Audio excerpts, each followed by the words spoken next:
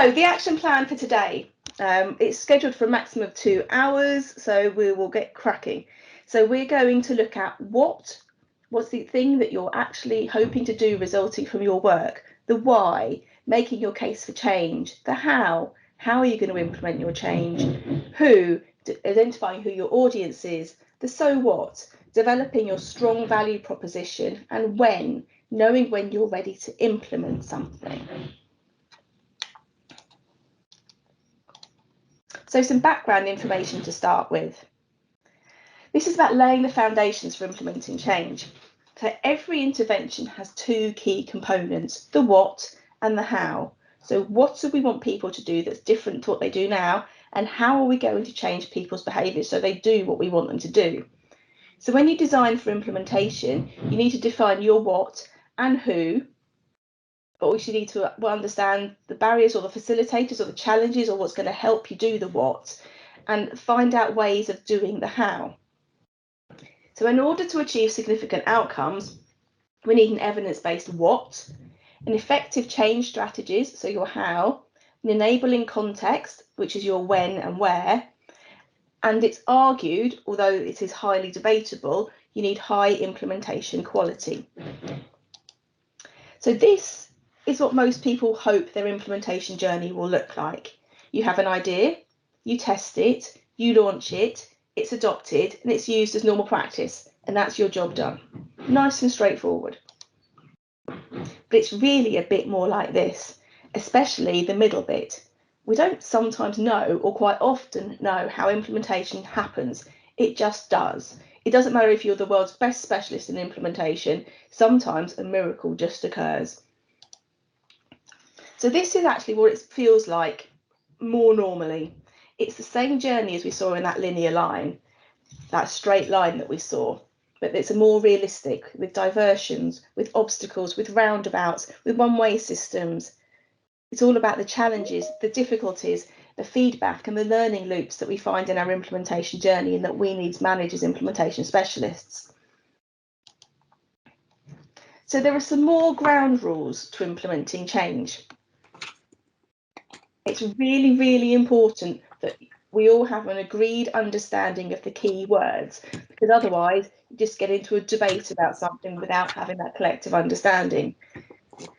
So even if you, going forward, you choose not to have these messages, these are the terms we're going to use today.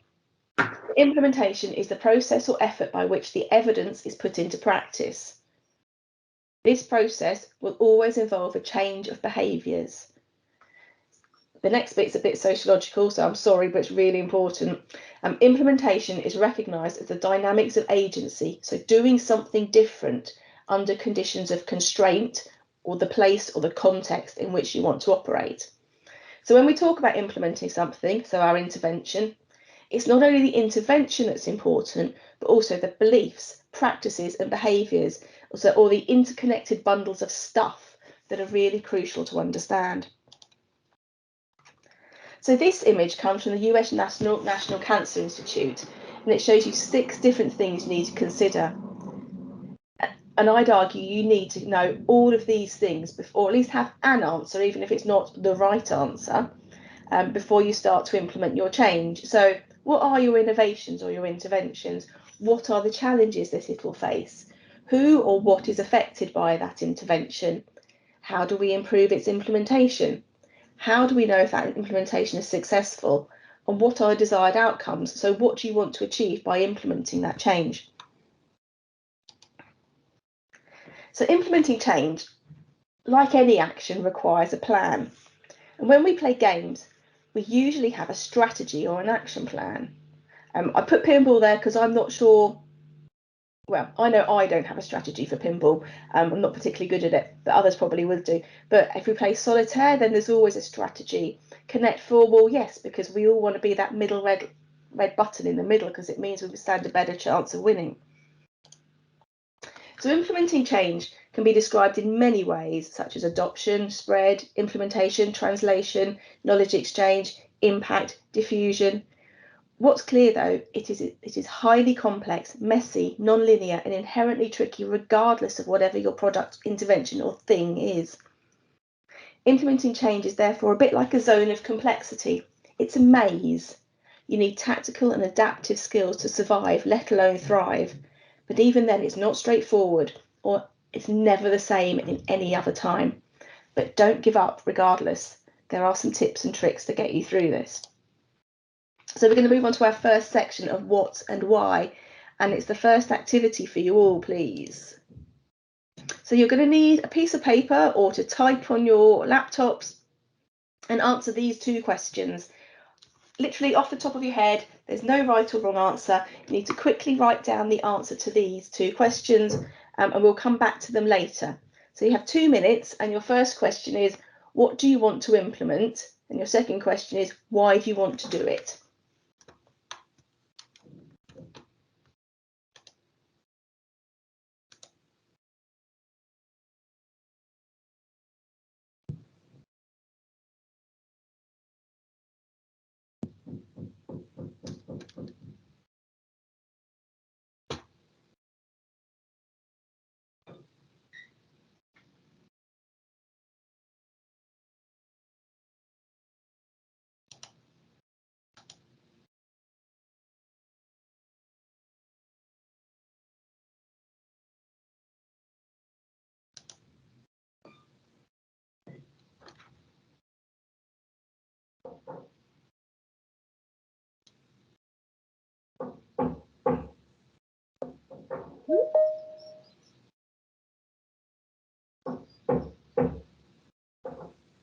Okay, so I'm going to give you about another 30 seconds.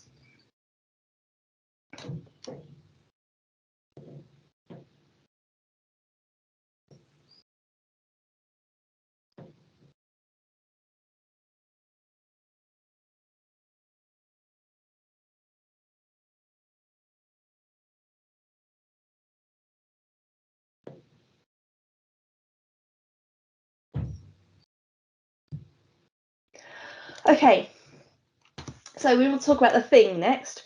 So one of the first challenges to solve is what you are going to implement.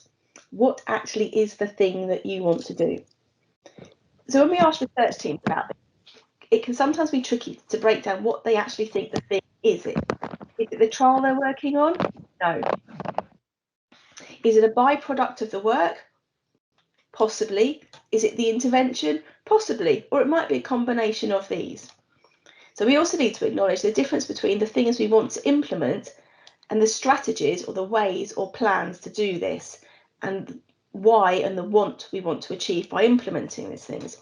So on the same piece of paper or screen or whatever you wrote your what and why statements, you need to add your implementation strategy to that. So what are you going to do?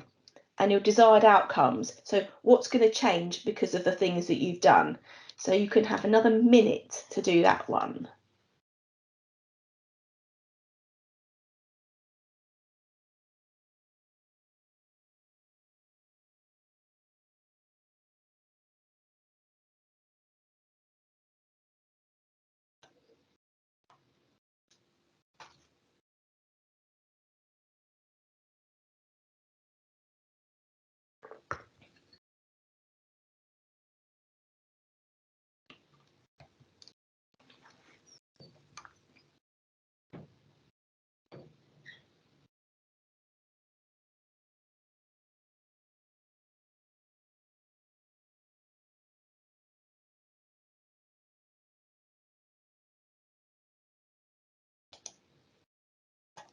Okay, so most, maybe if not all things, can fit into one of the 7 P's. These are programs, practices, procedures, policies, products, pills, and principles. For us at ARC East Midlands, we think that most of our products or things fall under products, and that's how we describe the interventions that we work with. So when you've worked out what your P thing is, you also need to consider if it's an example of radical change. So that's a breakthrough with far-reaching impact. Incremental change that requires small modifications to existing practices, or disruptive change, where you're planning on overthrowing existing things, as that will influence the actions you take throughout your implementation journey. So now you've worked out, or that hopefully we've worked out what your what is, We also need to think about why you do the what. So that this isn't about your own wants or wishes or even your own perspective on why something's important, but about what the system needs or wants in terms of why the change is needed. So you need to ask yourself why, and then ask yourself that again 4 times. And normally after the 5th why, you've drilled down sufficiently to get to an appropriate answer. So it's a bit like you've got a parrot sitting on your shoulder that keeps going, but why? But why? And it's the idea that you will just filter down or funnel down into what is actually the right or the appropriate answer at the end of that. So these are some of the most common reasons affecting why something is implemented or not. In the middle column are some of the cases for change, the reasons that influence whether something will be implemented or not.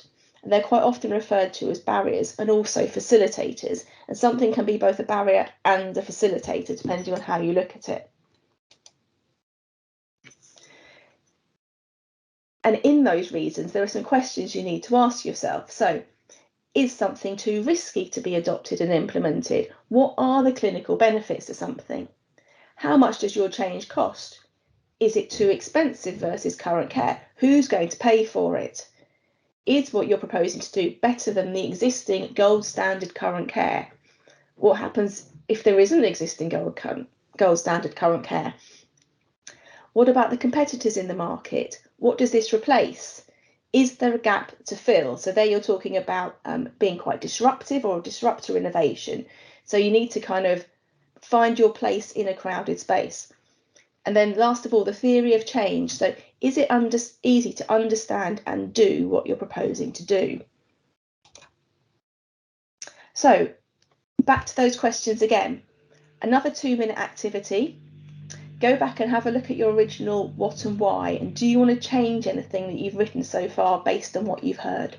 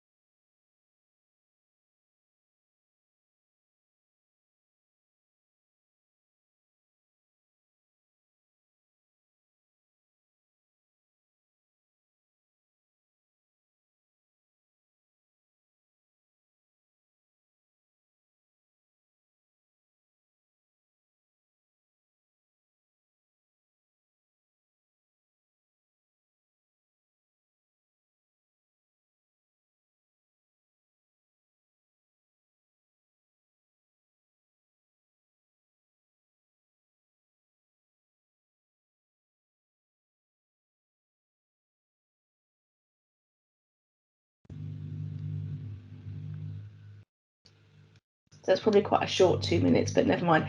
So the next activity we're going to do is spend another 2 minutes. So you've got this as a handout. And you now need to plot your own intervention, your own thing on each of these lines. So using a dot or a cross, work out where do you think your intervention fits in terms of clinical risk or cost or current care or competitors and your theory of change. And you can have up to 2 minutes, but probably less to do that one.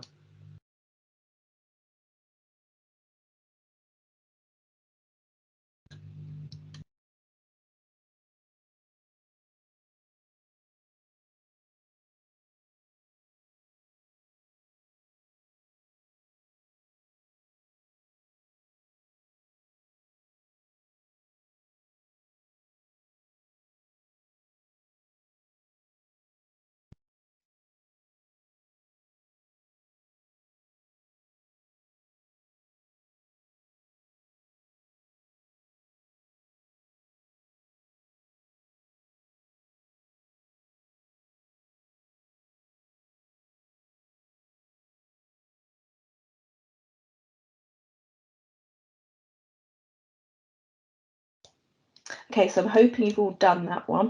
You have to put in the chat function, if not, Claire will stop me.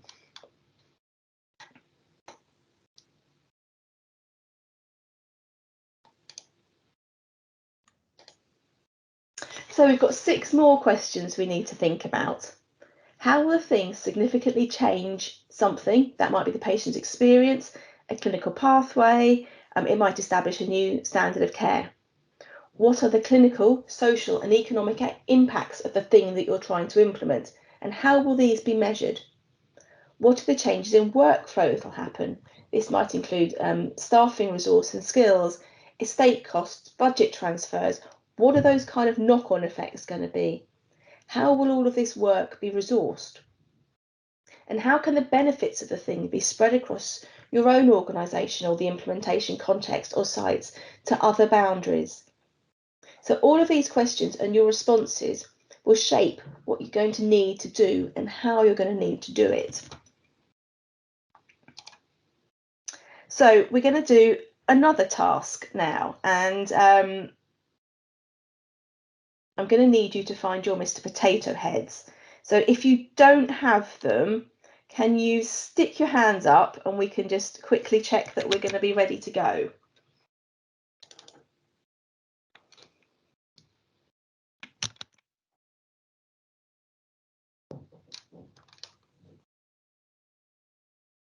Okie dokes. So I think we've only got one person who hasn't, and that's fine. I don't think you've got time to do anything about it now. So we will continue. Right, so now we're going to implement something. So using those handouts you were sent, which we asked you to print and cut out, you've got to make Mr. Potato Head or Miss Potato Head. No, real, completely gender non-neutral. So you've got 2 minutes to do this, and by my counter it's 10:24. So you've got until 10:26 to do this. Ready, steady, go.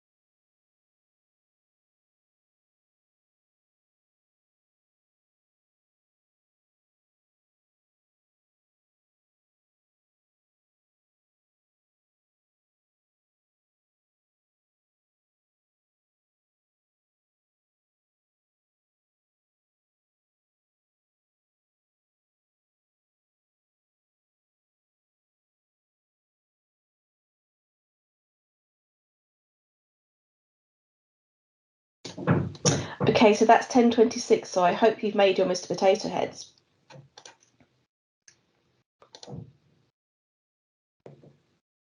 So I'm hoping you found that entertaining or interesting, I don't know. There are multiple lessons to learn about making Mr. Potato Head, but first of all, it's about learning to implement and learning to fail fast before reflecting on that learning and doing it again, hopefully to achieve success. So what I hope you found that other than make Mr. Potato Head, you didn't actually know what your thing was. I didn't give you a brief. I didn't tell you what Mr. Potato Head would look like. It's a bit like these hedgehog cakes. We all think we know what a hedgehog birthday cake looks like, but how they're baked and decorated is completely different from one another. There was no common understanding. There was no consistent implementation approach. Something's happened because the basic instructions of bake a hedgehog cake didn't result in the same outcome. So now we're going to repeat Mr. Potato Head activity, this time using a PDSA quality improvement cycle. So the PDSA cycle is probably the most well recognised of all the quality improvement tools that exist. It's a cyclical model of reflection, learning and doing over 4 distinct steps. So you plan, you have a goal or a purpose, and you create an action plan. You do, you follow that plan. You study, you monitor the outcomes and reflect upon how you can improve it. And you act, you put that learning and reflection back into place. And it's cyclical, and you could do it time and time and time again. So now we're going to implement your change again, using Mr. Potato Head again. So you need to unmake your Mr. Potato Head and get ready to start again. And this time you're going to make this Mr. Potato Head. Exactly like this one. And you've got, but I'm going to be mean because I'm about to take it down, okay? So you've got 1 minute to make this Mr. Potato Head. Go.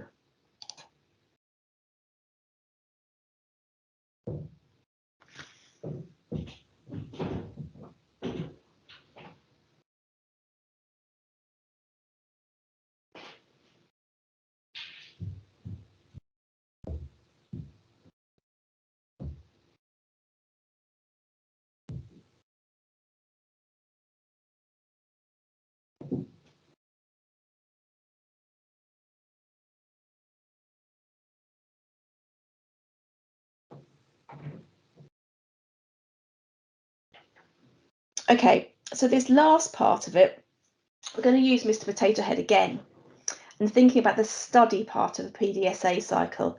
So can you make the process of making Mr. Potato Head any better, reflecting on the last 2 cycles you've done? How could you improve it? Could you build faster? Could you build more accurately? Could there be a combination of both? So have a think for 30 seconds. So plan what you're going to do, and then we're going to restart. So really short planning. Then I'll give you a really quick reminder of what it's going to look like, and then you can rebuild.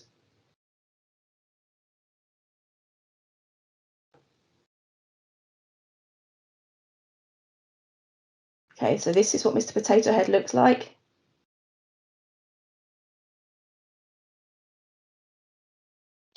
And you're doing it again.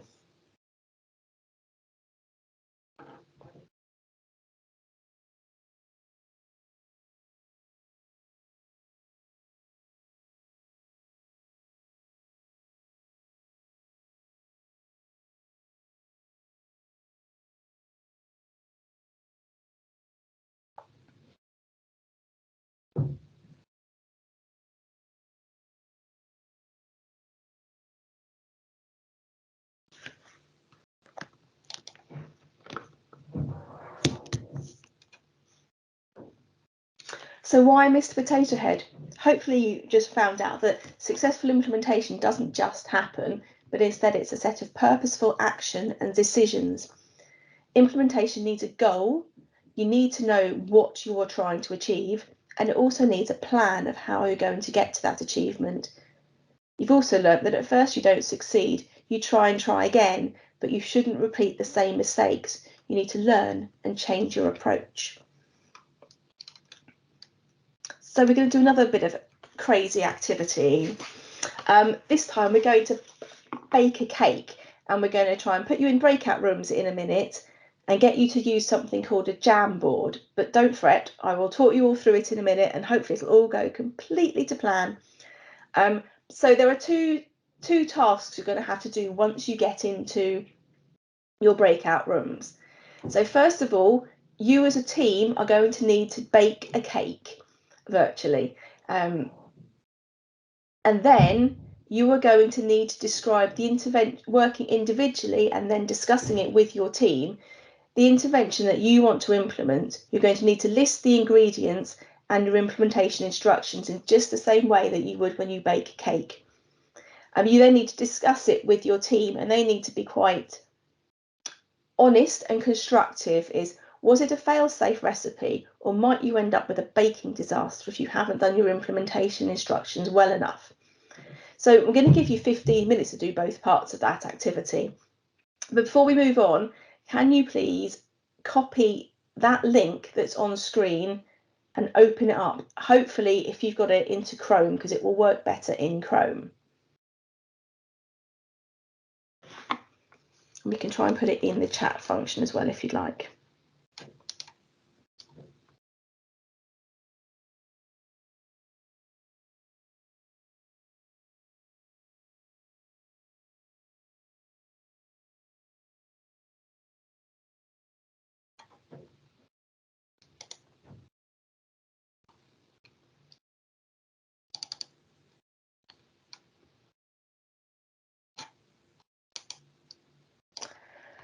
So some instructions before it happens. In your implementation team, so in your breakout room team, you collectively need to decide, what are you baking? So what is your thing? What the ingredients are, so each component part of each thing, how much you need of each thing, so the dose of each component part. If anything can be adapted, which we refer to as intervention fidelity, or if adapting will lead to a failed implementation, so the equivalent of Mary Berry talking about a soggy bottom. You also sorry, Emma, can I interrupt? Can you paste that link into the chat, please? Yes, of course. I'm going to have to switch this off because I don't think I can do it that way. Okay.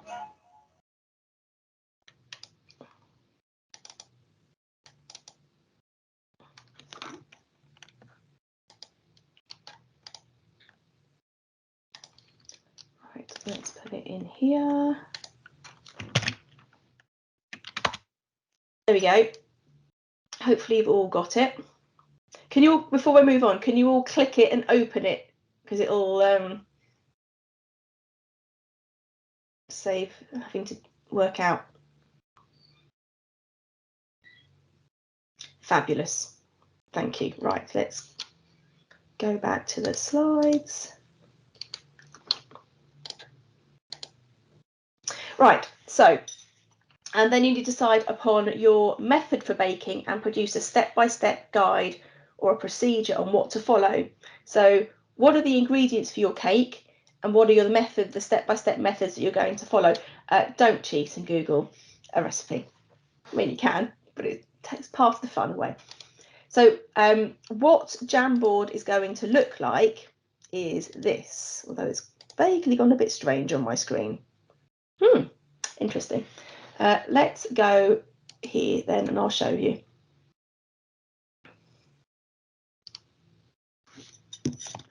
And I just check, can you all see the Jamboard, or are you still looking at a blank-ish screen on PowerPoint?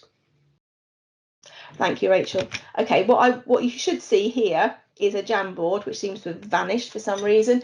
And here on your Jamboard, there is arrows to go in between the different pages, and here along your sides of your Jamboard are some kind of little icons that look a bit like post-it notes, text boxes, and different things. So what you need to do is click on that Jamboard link up here now, and Alice will move you into your breakout rooms and see if you can work out how to build a cake, which is on, I think, on slide 2 of the Jamboard, and on slide 3 there should be one for how you want to build your own intervention. So you've got 15 minutes to do that, which will take us to 10:15. So about your inputs, your activities, your outputs, and your effect. So having a theory of change or a logic model can help you plan and clarify what you're going to do, which then helps you determine what your implementation actions are going to be. A logic model can come in a lot of different sizes and forms. Sometimes they can be too simple. Sometimes they can be over-engineered and too complicated. You kind of need to find the one that's right for you. So this is one of mine and Claire's logic models for what we do in the implementation hub, and it specifies what our kind of overarching aims are, the assumptions that we make when we're basing our work, and then the different inputs, activities, outputs, outcomes, and impacts that we hope to make from it. And it looks really linear. it's probably not. But anyway, so it kind of explains the what, why, how, when, and so what that we've been talking about. But there are numerous ways that you can implement a change, your implementation strategies. And so in the best academic way ever, there are countless different frameworks and countless different ways of describing things. But there is equally an industry in the academic literature of people trying to kind of synthesize these and explain them. So Powell and colleagues have produced the ERIC framework to kind of draw together lots of different implementation strategies, which are about 73 of them in total, they suggest, although the paper was from 2015, so I imagine there are some more by now. But it kind of, on the screen, it captures some of the general strategies that are quite popular. It should also be said that if you ever want to publish your implementation work, most implementation journals now will ask that you look at your data, report your data in terms of the ERIC framework. So it's quite a significant paper, this one, even though we're not really talking about papers today, but it's worth drawing attention. So these are some of the reasons why you do need to have an implementation plan, regardless if you write it as a theory of change or a logic model or not.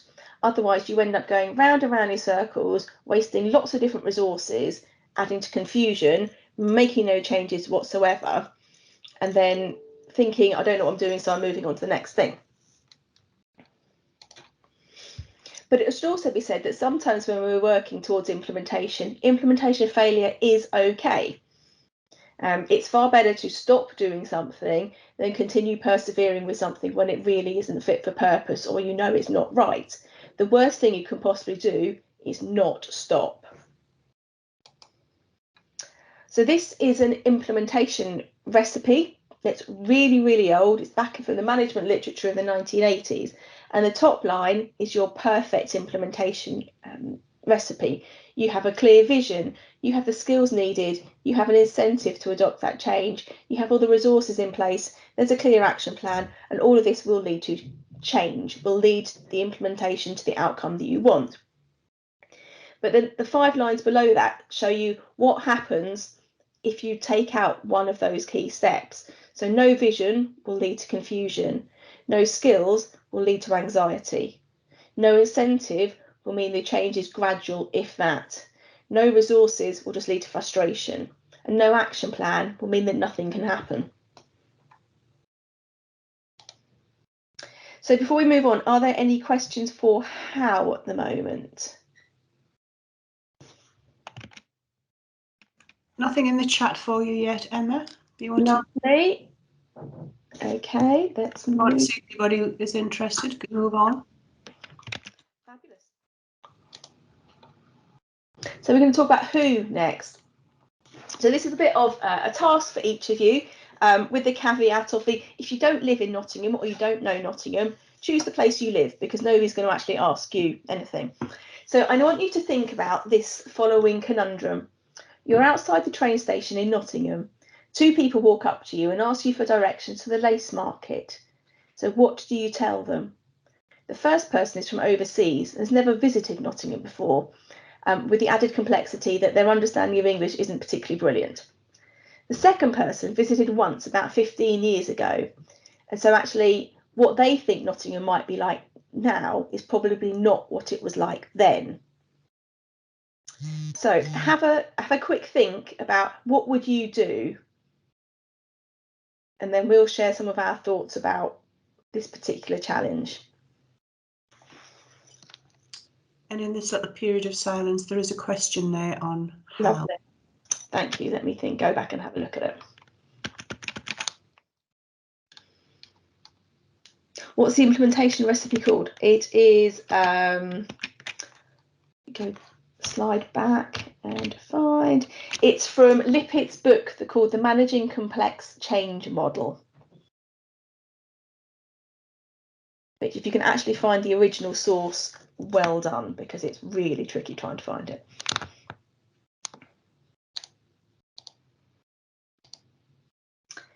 So the Nottingham conundrum.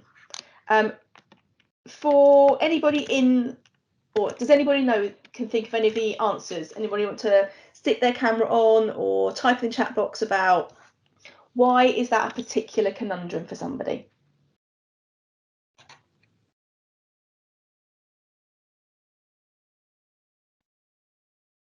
No, I'm going to pick on you then, Claire. So when we discussed this activity, Claire and I came up with a couple of challenges. The first one being, is there a lace market in Nottingham?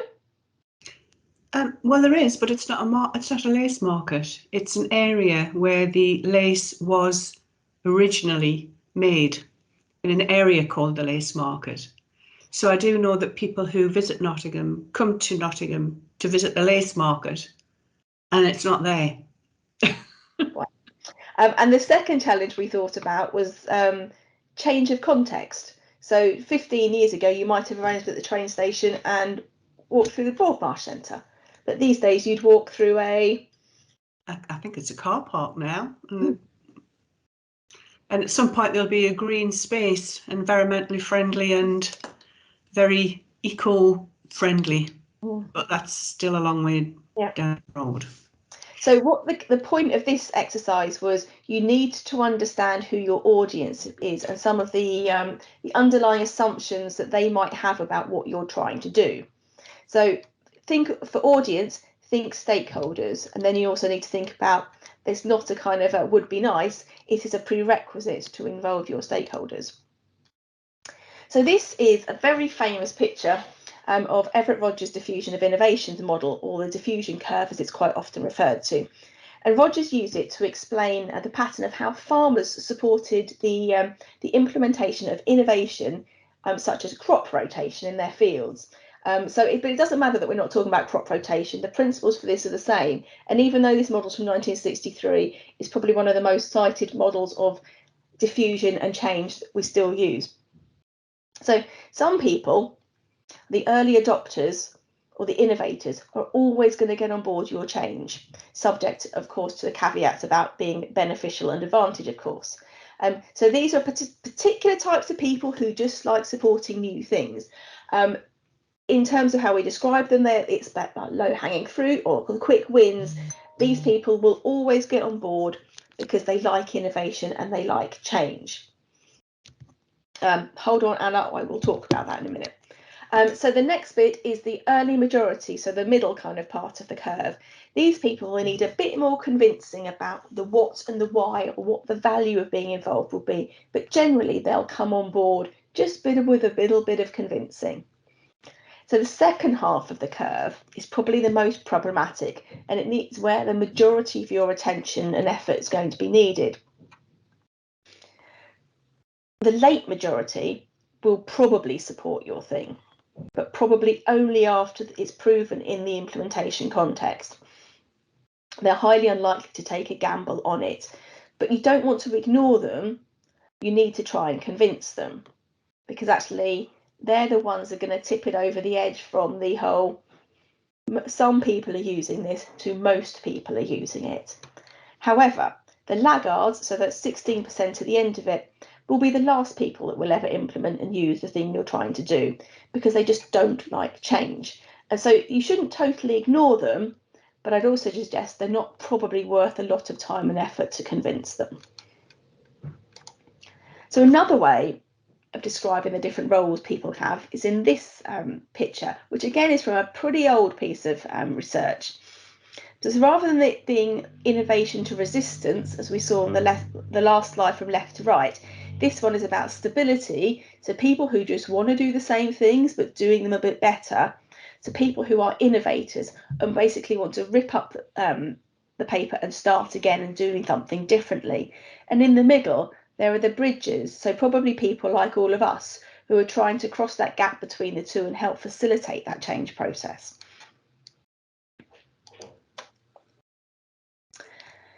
So this is a must, okay? So you need to work out who is your Doctor Who. And these will be different people for different purposes.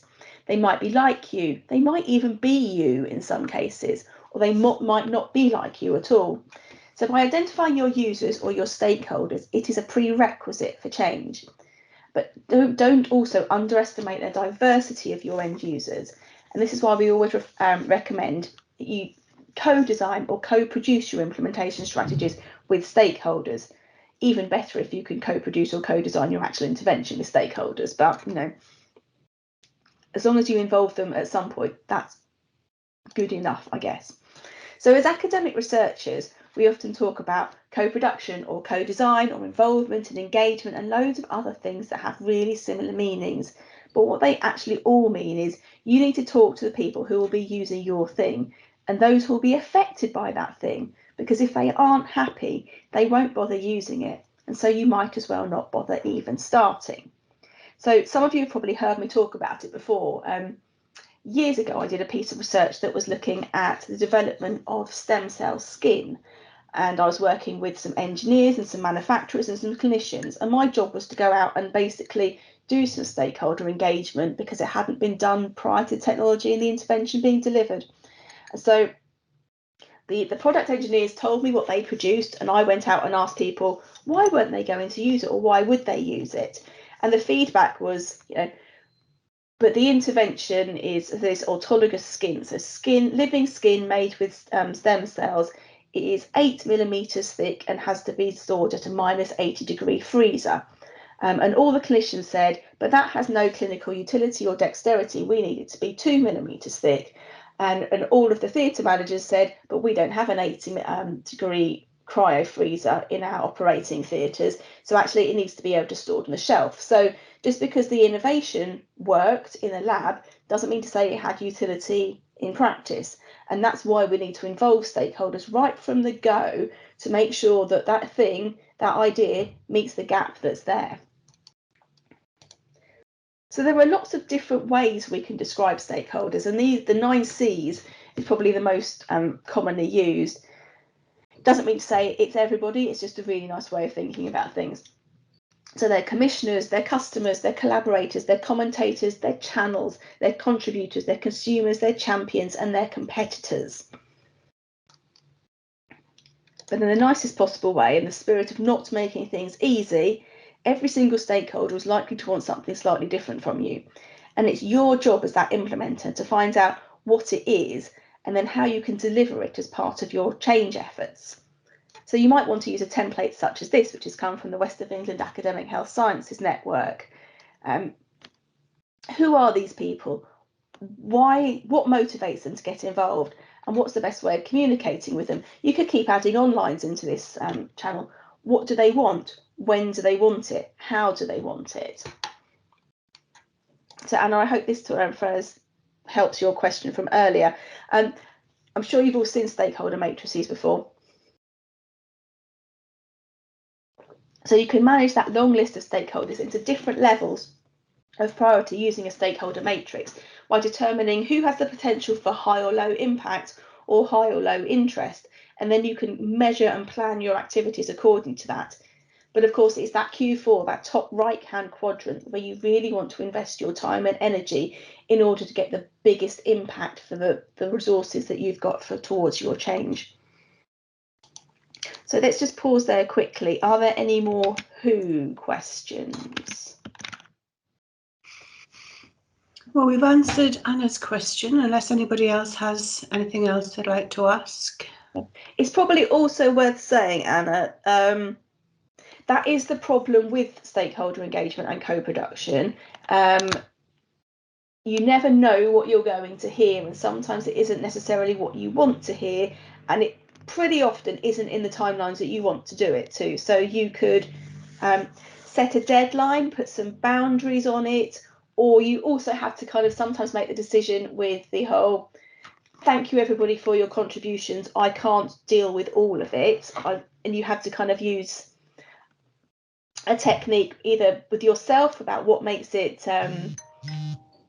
what seems the most sensible, or if you can try and gain consensus in a small group about how you take things forward. But yeah, it's not easy. We did something really similar in the ARC about 2 years ago to change all of our processes, and we thought we all co-produced every single bit of documentation we had. It took us a year to design a form by going through co-production. So really lovely idea in principle, not particularly brilliant in terms of deadlines sometimes. So let's move on to so what.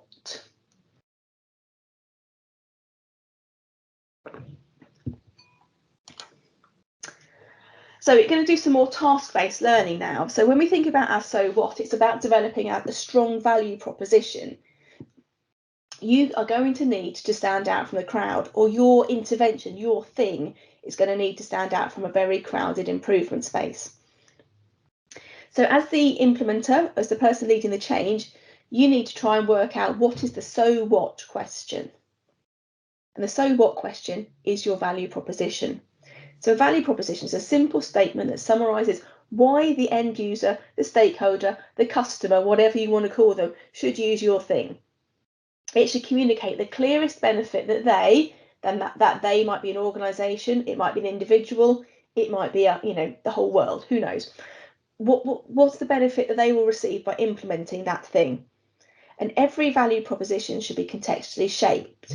Speak to your stakeholders' challenges and make a case for the change, that your change is the problem solver.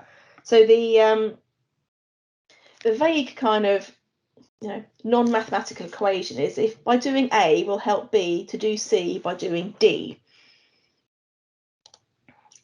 Or another way of thinking about it is our something helps something to want to do something by doing something, something, and something, something. And if anybody wants this template, just type in strategizer into or ad-lib value proposition into Google and you'll find it. So what we're going to do is go into breakout rooms again in a minute. But you should all have this one, I think. If we didn't, send it to you as a template. Quickly scribble it down now. You're going to need to write your own value proposition. And then in your breakout rooms, you're going to need to discuss them and your colleagues will let you know if you think it's convincing or not. So there's going to be 2 minutes for the first part now, and then 5 minutes for the second part. So value propositions are akin to elevator pitches. So you need to quickly and clearly explain and convince somebody that they want to invest or do what you're asking them to do. So there's 2 minutes now to quickly go through and write your own value proposition. So by doing A will help B to do C by doing D. But to give you a quick example, this is one of ours. So recently in the ARC, we've developed a booklet called Hypos Can Strike Twice, which ambulance staff give to diabetic patients to help them understand how to prevent repeat hypo attacks. And if you pay attention to the ARC Twitter page next week, you'll find animation all about it. But the value statement for this booklet is the Hypos Can Strike Twice booklet will help patients to change their behaviour and not call ambulances repeatedly by knowing how to manage their diabetes and to prevent hypo attacks. So it's a bit like a hypothesis, but it's kind of a really clear, if you do this, this will happen. So 2 minutes, please, to do your own. So you've got until 11:25, and then Alice will put you into breakout rooms until 11:30, please. So it's been suggested that 75% of implementation efforts fail through a lack of readiness. And actually, it should probably said that probably the majority of implementation efforts will fail in some way or another. But when it happens, wow, it's amazing. So the question is, how will you know when you're ready to implement your change? And so again, this is a really well-known piece of evidence and guidance. So knowing when to implement is a bit tricky. So we can plan, but sometimes you just have to get on with it and do the best you can. Sometimes circumstances come up that you can't avoid, or equally, a situation presents itself that's really too good to be true, and even if you aren't quite ready to implement that change. And we were talking to one of our ARC teams yesterday who basically said, we weren't really ready to do what we're doing now, but actually the opportunity to turn down £2 million to get going was too great an opportunity to deny. So we've just cracked on and gone and get it done. But anyway, so when you find yourselves in those type of situations, there are some questions you want to ask yourselves, or 8 steps to managing your change, which comes from Kotter. Again, the link to the Kotter Institute is there on the page. It's not old-fashioned. It's really well evidenced and very popular. So have you created that sense of urgency and made your case for change or the need for change? Have you built that coalition of people, so your networks of stakeholders and champions who are going to help you to implement and convince people about that change? Do you have a strategic vision and initiatives? Can you clarify why your thing is different from the past and what the future will be because of your thing? Have you enlisted a volunteer army to help you put that change into place? Because change does not happen on its own or just by you. Have you enabled that change by removing any known barriers? You can't do the unknown barriers, but about the known barriers. Have you generated or can you generate some short-term wins? And remember to talk to people about these and shout about them, because actually they help energize and enable us. So we know from our ARC work, when we get feedback about some of the implementing activities we do or some of our outputs, they're really great and they make us feel like actually we're doing a really good job. But generally as people, we're not overly great at remembering to thank other people or to praise them about what they're doing. So actually, when you implement a change, and if something's happened because somebody's done something, let them know, because the likelihood is they won't know about it. So keep that energy and keep that change going. So next of all, you need to sustain that acceleration. So as I said, you keep going, and then you need to institute that change by creating those connections and those new behaviours and making sure they keep going until they become normalised and strong enough to replace their old habits. So I think we had a question earlier about implementation thing and fidelity.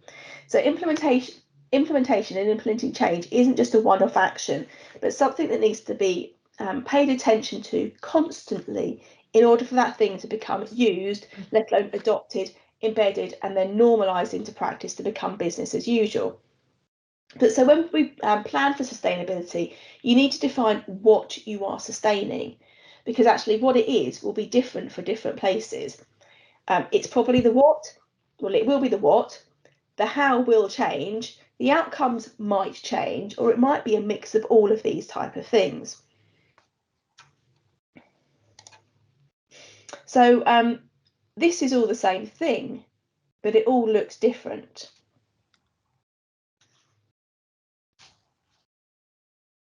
When we talk about implementation fidelity, what we mean is what is the quality of your implementation.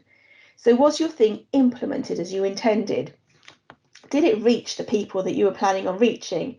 What was the dosage? So how many times did you have to do each part of your implementation strategy or action? Did you follow the planned implementation plan, or did you have to adapt it? So implementation happens in real life contexts, not static places where nothing ever changes or where people don't behave in predictable ways. Therefore, we know that in most cases, most things need to be tailored or adapted in order to them to meet the context in which they need to be implemented. You need to know in what ways things can be adapted whilst maintaining its core fidelity. So what can be changed in your intervention without affecting the claims that you're making about its effectiveness? So then you think about an olive, and any kind of olive here. They're all called olives and they all have stones in them, but the flesh and flavour of them is different. So implementing change is neither easy or linear, but messy and adaptive, and it needs to be tailored to each implementation site. And to do this, we need technical and adaptive skills to navigate, but it's also crucial that we need the insight of insiders, and those are your stakeholders there, to help you work out how are you going to navigate that maze you might find yourself in. How do you need to tweak the shape of your intervention? And then, but with your evidence-based scientific approach, you then need to work out, but what is the bit of the intervention that has to stay the same? And what can be changed according to different circumstances? What has the adaptability? So you want to think about a chameleon. So a chameleon will always be a chameleon, but it will change its colour according to where it is placed. So as another quick 2-minute task, and it's a bit crazy, but hey ho, I want you to think about adaptive implementation. And as it's coming up to lunchtime quite shortly, I want you to think about making a cheese sandwich. And what would you put in your cheese sandwich? And can you please put in the chat function, how are you going to make your cheese sandwich and what is in your cheese sandwich?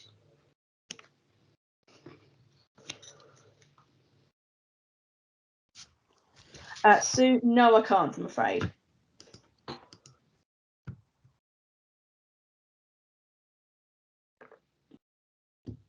I suggest Googling something. There will always be something, but in the best way of any academic practice, there'll be favourites and there won't be favourites. Can I just ask, Emma, if slides will be sent out following? We're not going to send the slides. We're going to put the recording of this session onto the ARC YouTube channel and we'll send you all a link for that one. Okay, thank you.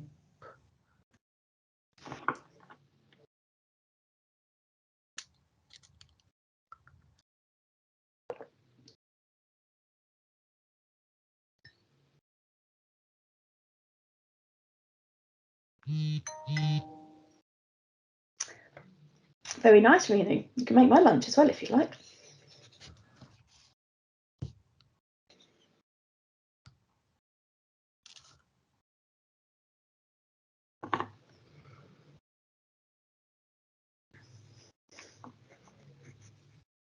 Quite fancy, Annabelle? Yep,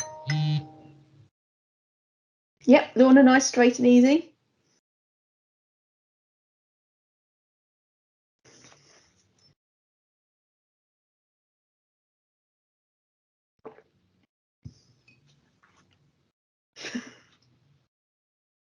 Thanks, Debbie.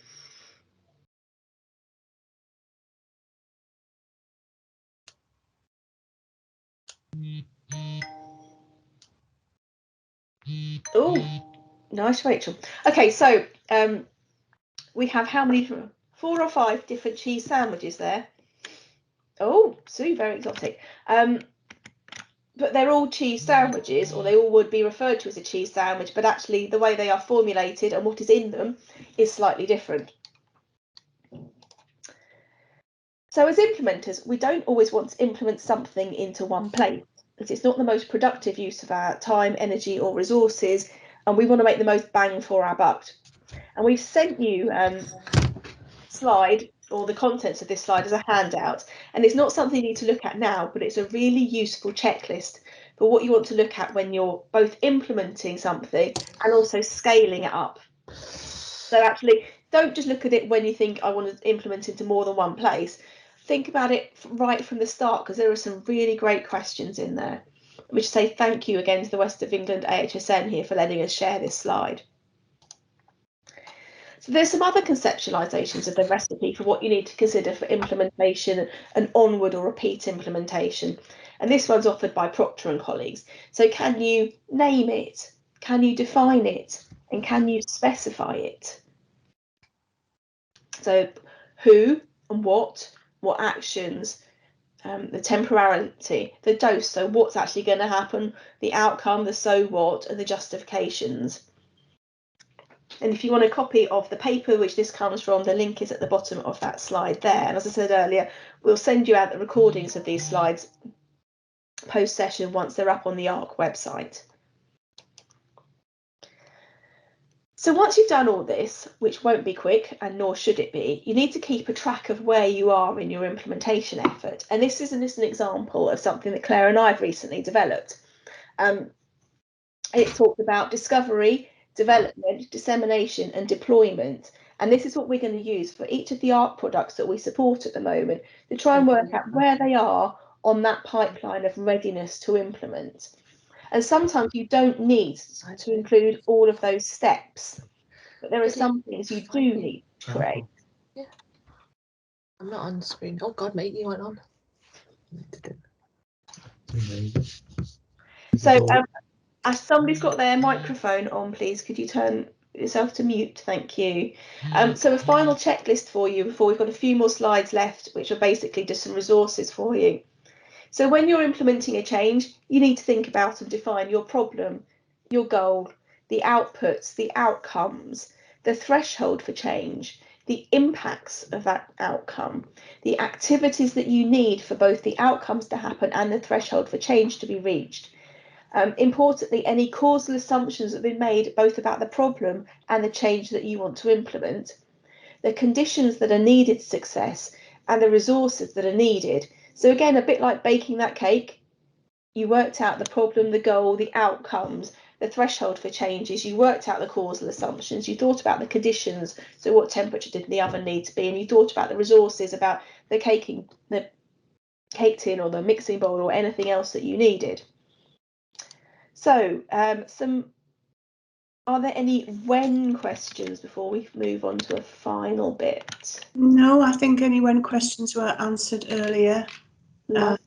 Just moved on to the cheese sandwich. I know. Menus. Really hungry. So let's go back to that slide. So some top tips to finish. When you're implementing change, you need to understand your context. So you need to work with your stakeholders or anybody that's involved to try and understand the gap and the space into what you need to implement into. You need to accept that implementing any change is not going to be easy or straightforward. It's not going to be linear, but messy and complex and won't be quick. You need to understand the evidence on what you're basing your change in, and you need to understand the evidence of your intervention. So if you don't understand it, you can't be expected to convince other people about it. So you need to really unpick that thing that you're really familiar with and think about it in terms of a piece of language that somebody else wouldn't be. So can you talk to your stakeholders to get them to understand it and make a lay summary? Can you think about really deconstructing that thing into something that has meaning for people that haven't got a clue what you're talking about? You need to think about your communication and how you're going to communicate, because lack of communication or assumed communication is one of the biggest barriers to implementing a change. So you need to think about it doing in the right time, in the right way, with the right people. And of course, they will be different for different things. You need to think about the skills and the leadership that you and your team members have. So implementing a change won't ever be just a one person. You need to assemble a team around you. All of you have different skills and different things that you can bring to that activity. You need to ensure you have a high level of engagement with all of your stakeholders. And actually, it doesn't matter if some are powerful and some are members of the public. Everybody has a right to be listened to, and their knowledge is just as relevant as anybody else's. You need to be aware of the power, politics, and resistance that you might face.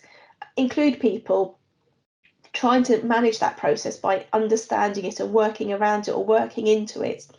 And so having people such as knowledge brokers who can bridge between gaps and help share messages is really important throughout all of this.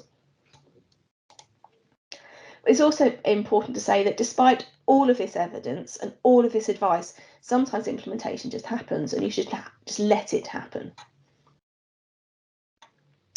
So some tools and resources that we wanted to share to you as we finish today's session. And these are things that we've found really helpful in the ARC and things that we return to over time and repeatedly. So first of all is a guide that we wrote back in 2013 called A Guide to Implementing Change, which you are all welcome to pop onto our website and download for free and use. It's highly evidenced, but you'll never find the evidence in it, which I think is a really good way of helping to grapple some of the theory behind implementation. And then a kind of a watch this space announcement. So we have a series of 4 modules on how to implement, which our ARC teams have been piloting for us recently, and which we within the next few months will be releasing for anybody to undertake and use, and that training will be free of charge. It's modular based, it's action learning based, and it's teams based. So it's not like you'll be coming along to a training session. These are kind of team-based booklets that you can work together to implement your change. So if you would like to know more about it, at the end of the slides there's an email address that you can drop Claire and I an email, and we'll add you to our waiting list for when we're ready to release it. We just need to iron out some of the wrinkles in the process at the moment. So another really quick one, this course is absolutely amazing. It's offered by West of England AHSN and it's free to go to. They run it maybe once or twice a year, and the current call for applications to the course closes in a few weeks' time. So if you'd like to learn more and you want to go and do some more fun training, some very practical training, it's all online. Here's the link for you to click onto and go and see the lovely Anna and Vardeep, and they are utterly amazing. And then some more things that we found really useful. AHSN, again, there are lots of different courses that they run through FutureLearn, all of which are free to access. There's the Hyper Island Toolkit, which are kind of team-based activities that you can click onto and use to help work through different changes. There's the National Cancer Institute in America, which have implementation, they refer to it as implementation science and implementation research tools and techniques, but it's really helpful, very practical. YouTube's a really good place for some short, snappy videos about particular things. The Health Foundation and Nuffield Trust have some great resources as well. There's the Fast Track Impact team, which is both a book, training courses, podcasts, blogs, activities. And then lastly, there's the Centre of Implementation from North America, who are absolutely fab and do some courses each year, some of which are free to take part in, others you have to pay to. So I think their free course is currently open for registrations at the moment, or if not, have a look at their website. Amazing resources in there, some really useful short things to go and look at as well. And then that just leads me to say thank you for your time today and your participation. We'd welcome your feedback and your thoughts, and if you'd like to add anything, please do put it in the chat box or drop Claire and I an email using this email address.